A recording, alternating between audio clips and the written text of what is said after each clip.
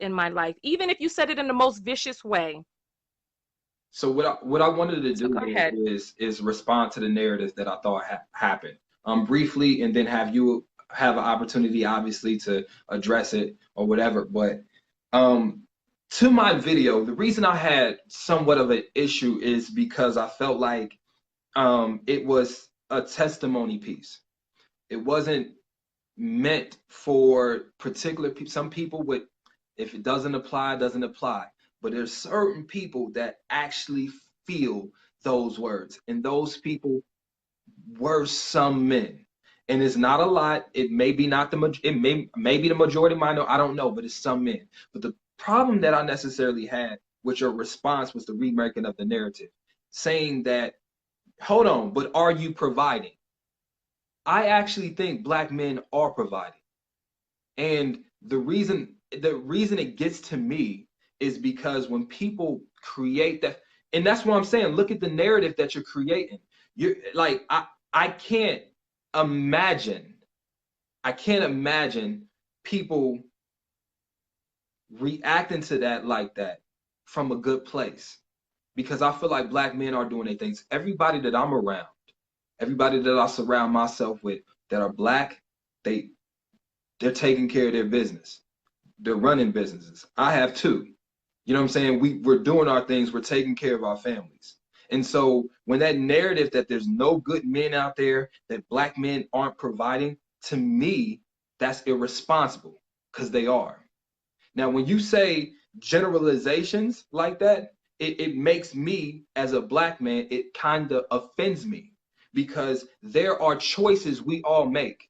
And what that choice is, if in your video you talked about how women do okay, the YouTube video you said, women do okay until a black man comes and impregnates them and then leaves them. There are always choices. And that's why I said if you go to a hundred of my videos, I preach choice. We all have choices. Yes, And so yes. You know what I what? want to say And is I to have finish to the I point. have to say this. Go ahead. Because you can look, you can throw all the little statistics and this, that, and No, the other. I want you to continue because the But, numbers say something different. but let So me tell you. anecdotal evidence is not evidence, but go ahead. No. You comparatively speaking, in your video, you talked about the median average income of the white family is 160, and then you said the black. Do you know the difference? Do you know until not until 60 years ago we couldn't vote or have any influence, that there were redlinings that they controlled if you could have property or not to build wealth, that they controlled the jobs that you can get. We have a systematic hindrance and barriers that other races don't have to deal with. It starts from slavery to Jim Crow to the school to prison pipeline. So all these different things are factors. So when you don't acknowledge those factors and you make it seem like and create a narrative that black men are lazy and irresponsible, to me, No, no, hold on, no. I'm sorry. No, no, hold no, on. no, no, no, no, no, The no, no, no, no, no, narrative no, that is no, no, no, no, no, no, created, no, no, no, no, no, no. No, no, no, no, no, no, no, no, no. let me Because you know define what? wrong I'm because I got to sorry. keep on. Listen. Let No, me no, no, no, no, no, no, no, no, define no, no, no, no, wrong. no. I'm gonna have to stop you right there, Ace, because I'm sorry. You have never heard me say that there are no good black men out there. You have never heard me say that black men are lazy. You have never heard me say that there's something wrong with black men. I'm only telling you the numbers. And I understand. I understand that in this country we had redlining. I understand that part of the reason that there's a difference in wealth, in net wealth, is because of the ability to own homes. But what I'm talking about is where are we right now? I talked about 75%. 75% of HBCU enrollment are female. 75%. 25% are men. What does redlining have to do with that? Well, I don't know about HBCUs, and let me tell you something. I got a degree, and I can't speak for everybody. But what I'm saying is, to me, the narrative of my video was saying that it was already assumption that the providing was happening. And so for somebody to make a response video to take that assumption away, in the video I said I'm more than a provider. In the video I said look past my ability to provide. All those different things because providing should happen on both parties. I'm not an advocate to say okay, the man's the only person. It's a team. We create a team. When we get married or when we get in a relationship, this is a partnership. And as a partnership, I'm going to evaluate your ability to be a great partner too. So I want to find somebody that's able to contribute. The way in which we contribute can be divvied up with assignments and people that are capable of fulfilling those assignments. But at the end of the day, what I'm saying is we all have to provide something to a relationship because that's called contributing. And so what I said was, I'm going to do my tasks and duties that are assigned to me because I'm a great team player. But I want to be valued and loved for who I am. And when that is minimized and made faces about, that is a problem because I wouldn't do that to you. And so when I to end it and let you have your turn, I really think that it is absolutely, well, let me take that back. I don't even want to go there. What my intentions was in the video was to say that as a man, I'm okay with feeling, and I want to be embrace my feeling. I want to be valued. I want to be valued not just for what I can do for you, but who I am. And it's not like a unicorn to see a black. I do well for myself.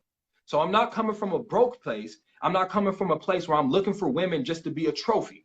I'm coming from a space that's saying, listen, I've talked in over 50 cities, 100 different shows. I've talked to men and I've expressed this. And when we talk about this, yo, I want to be valued for who I am, just like I value a woman for who she is. And let me tell you this, I am a firm advocate that these gender roles don't necessarily apply to me and you in our relationship. It may for the majority of people. We got to figure out what's best for us. But love won't work. You can have love and you can have a dynamic relationship with, or you can be in a relationship with two people that can provide and be secularly good and financially good, and the love is not there.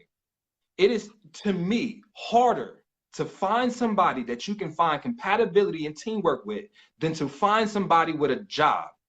It is harder. So what I'm saying is, I want to not be, it's what I do and make money is, I don't want to say relatively easy because I don't want to marginalize people that don't have a lot of money, but it's relatively easy. Okay. Loving somebody for who they are and accepting them and appreciating them is harder than going to work and making money and paying a bill, to me. So what I'm saying is, love me for what I do. That's And more so, difficult. right. And I agree. I agree that people should be loved for more than what it is that they provide. Whether that person is male or female. What I'm saying is that there's an epidemic in the Black community right now where we are not doing well in this country. We're not doing well in this country. And I understand there's a few different things that you mentioned. I understand that there were things that you felt that your video was saying, but those things were not expressed in the video. I got the word. If you want to listen, excuse me, if you want it, no, we don't want you to read them right now. The video is published, right? But there, if you want to say, listen, in a relationship, I would like for both of us to take one another out. That's one thing. That's one thing. But when we start talking about this, when we did the numbers, how many women are only looking at a man for what it is that he can provide? How many women are just straight gold diggers? Most of the women out there are looking for somebody that they can love, who can love them as well. Women are evolutionarily created, but we have been evolved into gravitating towards men who can protect and who can provide. That's just built inside of our DNA. You're not going to be able to strip women of that any more than you're going to be able to strip men of any more than you're going to be able to strip men of their desire to want a young woman. Men are going to be attracted to young fertility and young women. That's just embedded inside of your DNA. And so you can't separate women from being attracted to providers. And then when we start talking about male competitors and why men provide and protect their families, what I'm saying is, in the Black community, with the way things look right now, with Black men are in America, the only people who are less likely to get married. The only people who get married less than Black women are Black men. So Black men are not stepping up and becoming these husbands and the fathers inside of the homes. They're not marrying. They're creating children out of wedlock. 75% of children are born out of wedlock. Now, these parents may be dating, these parents may be whatever, but they're not going to the courthouse and making it legal. They're not making it cohesive. There's a lot of brokenness that exists. And so what I'm saying is, let's get some therapy. Let's get some therapy. A few of the other things that you said is that you felt like I was twisting the narrative and you felt like I was making something else out of the video than what it was. And one of the things that I see that you're doing is you're projecting the way that you feel and placing that responsibility on somebody else. I cannot control how you choose to feel. I cannot control that. That is for you to do. You have control over how you interpret information and the way that you process it and are offended or not offended by it. That is on you.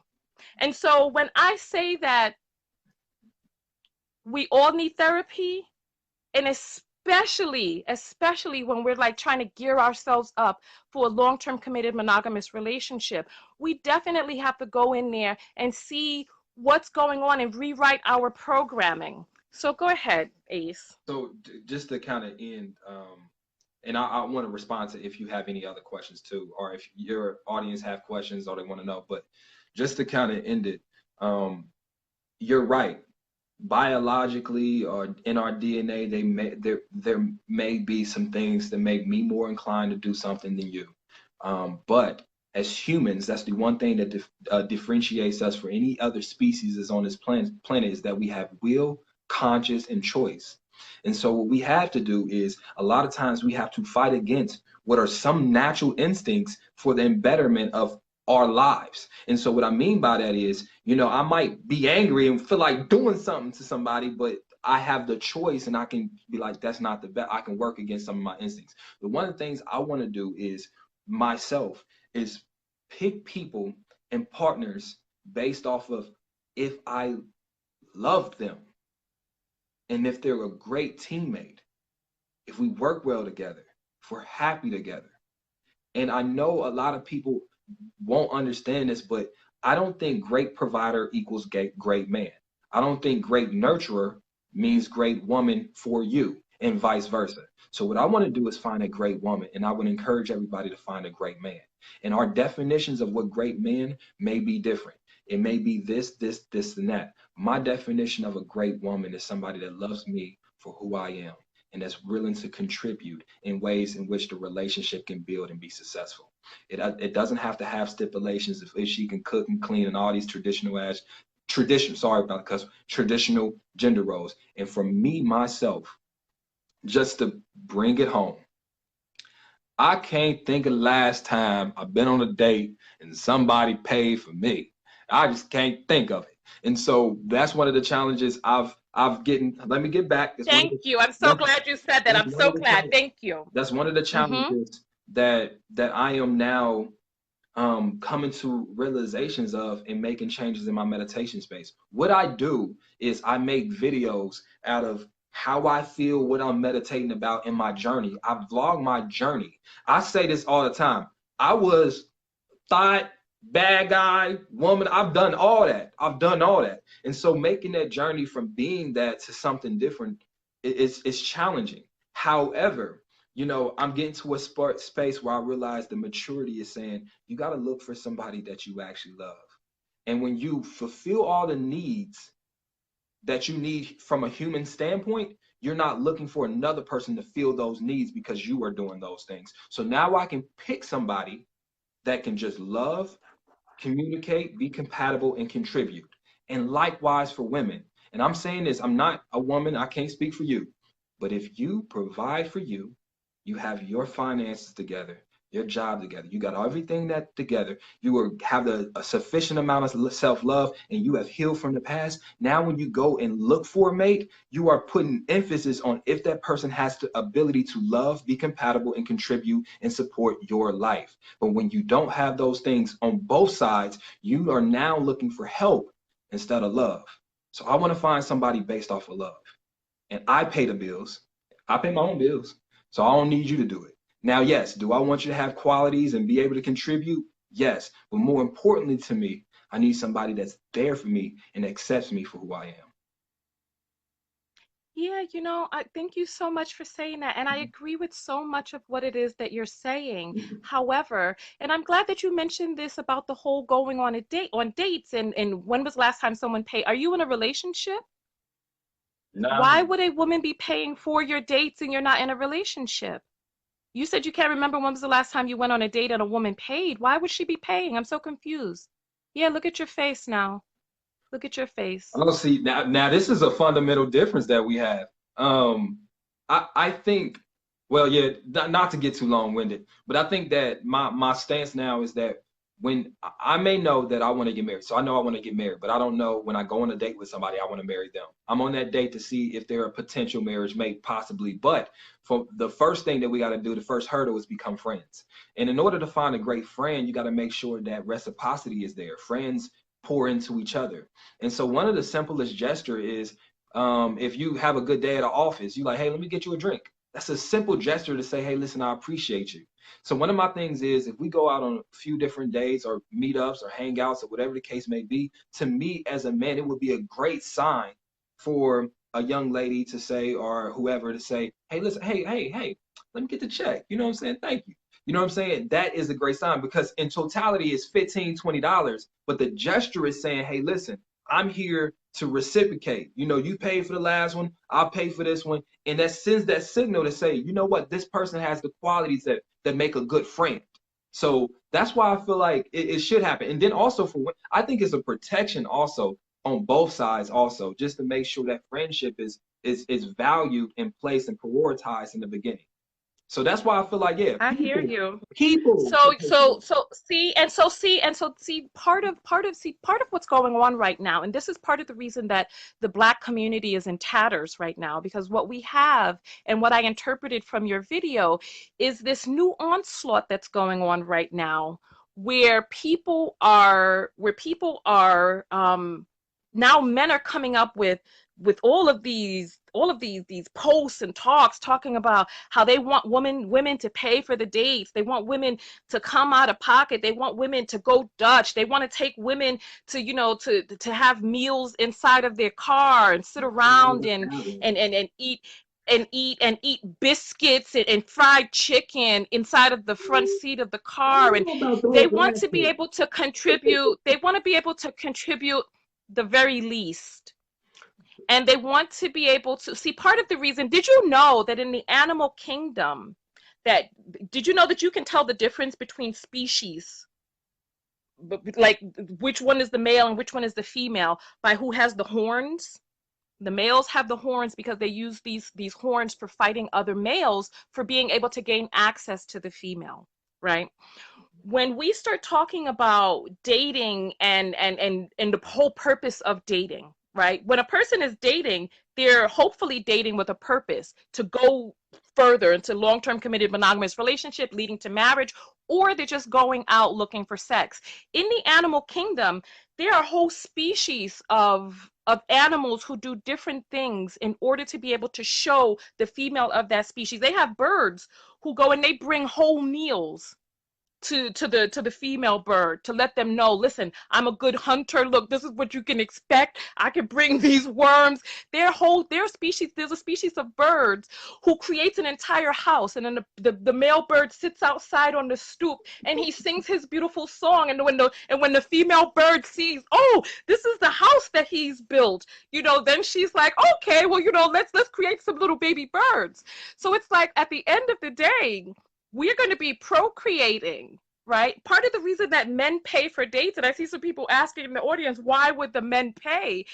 Men pay on the dates as a gesture to show, listen, this is the type of lifestyle I can provide for us and our family. Not because she doesn't have money, not because she can't pay for the date herself, but because he comes up and he says, listen, I understand that there are other male suitors and that you have other options. This is what I can provide for you, sweet baby bird. This is what I can provide. Look at this nest. Hey, hey, listen. But what we see, especially with the advent of internet dating right now, we have far too many men who say things like what it is that you're saying in order to gain access to women, but not have the means to even be able to provide a household if she became pregnant. That she has to work up until her 9th month